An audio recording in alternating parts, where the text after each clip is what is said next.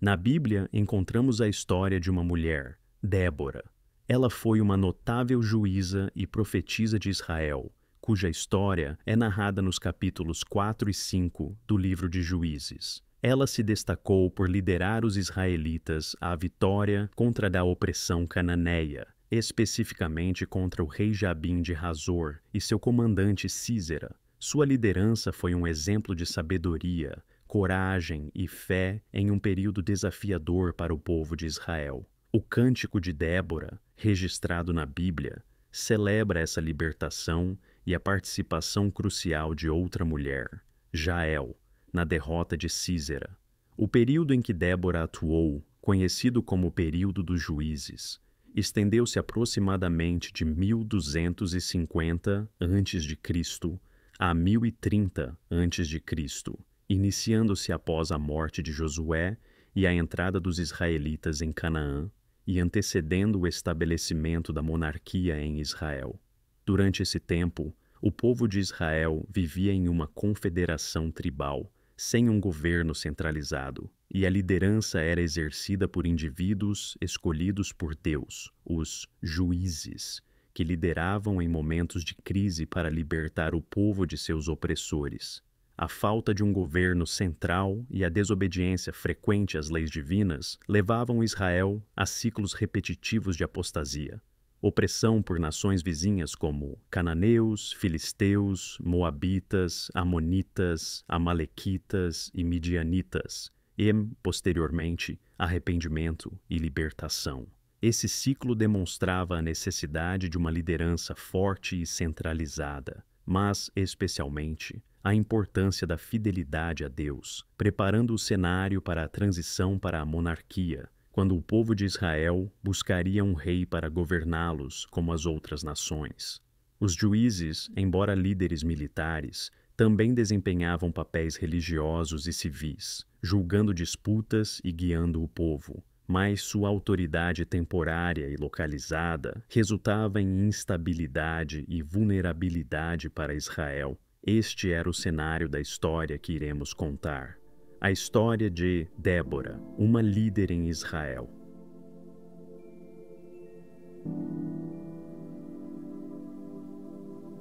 O povo de Israel voltou a agir mal diante do Eterno.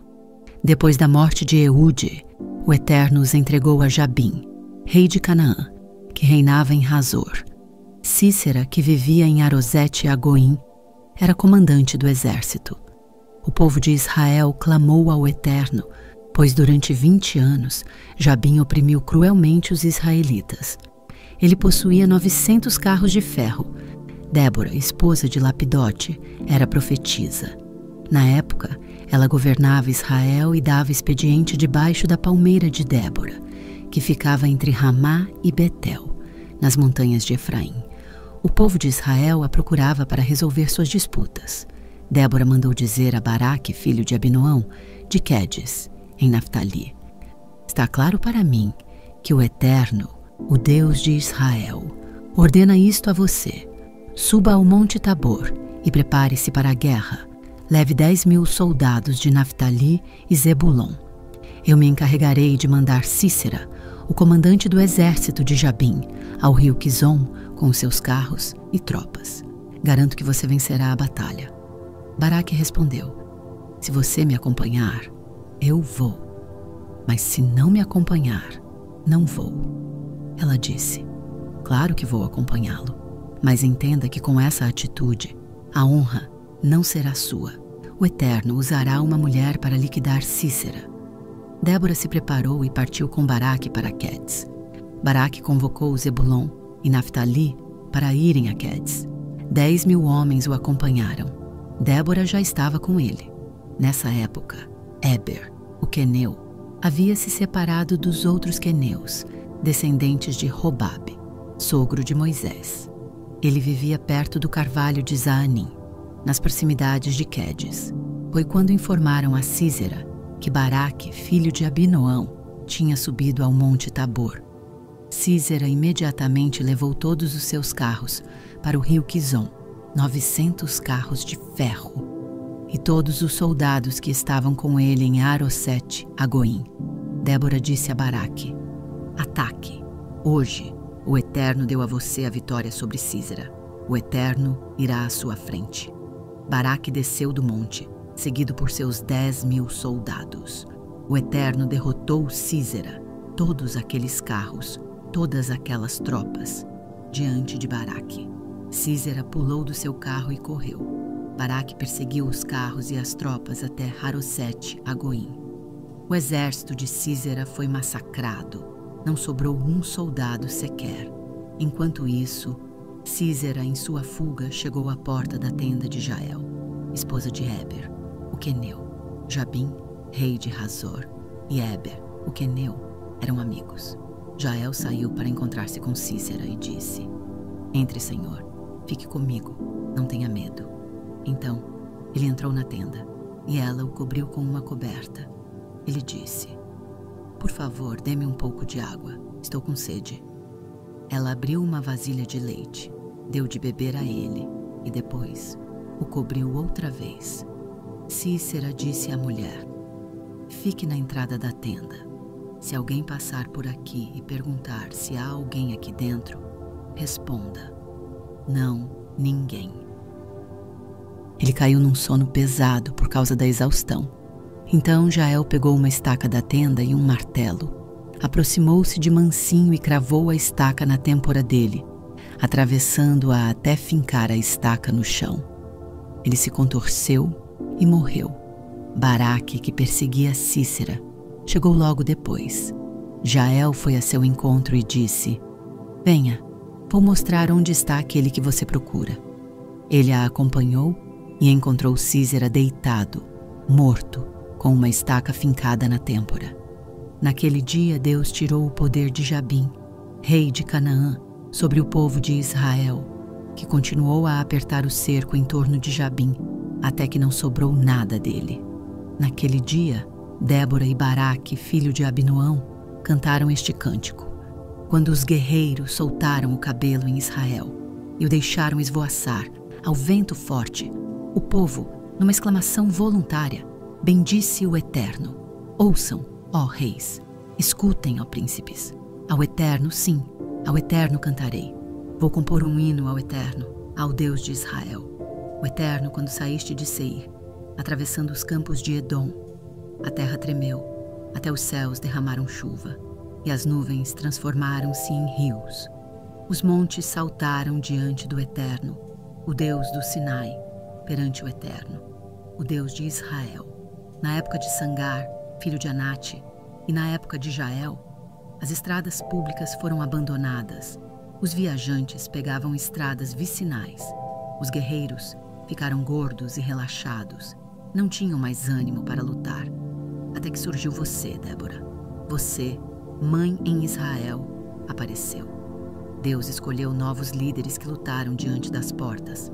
Não foram vistos escudos, nem lanças, entre os 40.000 soldados de Israel. Entregue seu coração, ó Israel. Seja voluntário e dedicado, e todo o povo bendiga o Eterno. Vocês que cavalgam jumentos de raça, confortavelmente montados em suas celas. Vocês que caminham pelas ruas, ponderem, prestem atenção. Reúnam-se à volta do poço da cidade e ouçam-nos cantar, celebrando as vitórias do Eterno, as vitórias conquistadas em Israel. Então, o povo do Eterno desceu até as portas da cidade. Desperta, desperta, Débora. Desperta, cante uma canção. Levante-se, Baraque. Leve com você os seus prisioneiros, filho de Abinoão. Então, os restantes desceram para saudar os heróis. O povo do Eterno se uniu aos poderosos. Os capitães de Efraim desceram para o vale, seguindo você, Benjamim, com as suas tropas. Os comandantes marcharam de Maquir. De Zebulon vieram líderes do alto escalão. Os chefes de Issacar se uniram a Débora. Issacar permaneceu firme com Baraque, cobrindo a retaguarda nos campos de batalha. Mas entre as divisões de Ruben havia muita crítica. Por que tanta discussão em torno das fogueiras dos pastores? As divisões de Ruben, dispersas e distraídas, não conseguiam se decidir. Gileade não se arriscou a atravessar o Jordão. E Dan, por que partiu com os seus navios? Azer manteve distância, preferindo a segurança dos seus portos. Mas Zebulon arriscou a sua vida.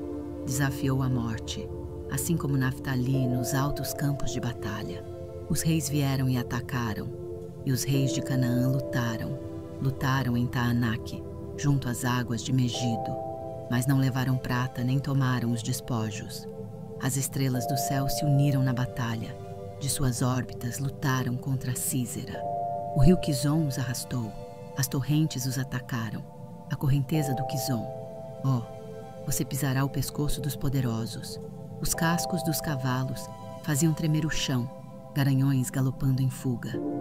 Amaldiçoem Meroz, diz o anjo do Eterno. Amaldiçoem duplamente seu povo, porque não compareceram quando o Eterno precisou deles. Não se uniram ao Eterno com os seus valentes guerreiros. Mais bendita entre todas as mulheres é Jael, mulher de Eber, o queneu, a mais bendita entre as mulheres que cuidam do lar. Ele pediu água, ela trouxe leite. Numa linda tigela, ofereceu coalhada. Ela segurou uma estaca da tenda com a mão esquerda e com a mão direita pegou um martelo. Ela cravou Císera, esmagou sua cabeça, traspassou suas têmporas. Ele se curvou aos pés dela. Caiu e ficou estendido. Ele se curvou aos pés dela. Ele caiu, curvado, prostrado, morto. A mãe de Císera aguardava à janela. Esperava incomodada e ansiosa. Dizia: o que teria detido seu carro? Por que não se ouve o ruído dos carros? A mais sábia de suas damas respondia calmamente, tentando animá-la. Não seria porque estão ocupados buscando e repartindo os despojos? Uma moça, talvez duas, para cada soldado, para Císera, uma túnica de seda lustrosa, uma roupa luxuosa, 1 ou 2 cachecóis coloridos para ornar o pescoço do espoliador, assim que pereçam todos os inimigos do Eterno e os seus amados brilhem como o sol. A terra teve paz durante 40 anos. Débora emerge como um farol de esperança em tempos de escuridão, uma voz profética que ecoou a vontade divina e uma líder que, com bravura e fé inabalável, guiou seu povo à liberdade. Sua história transcende o tempo, inspirando-nos ainda hoje a reconhecer a força que reside na fé em Deus, nos capacitando a liderar com sabedoria, independentemente das circunstâncias. Ela nos lembra que a verdadeira liderança floresce na obediência e na dedicação a um propósito maior.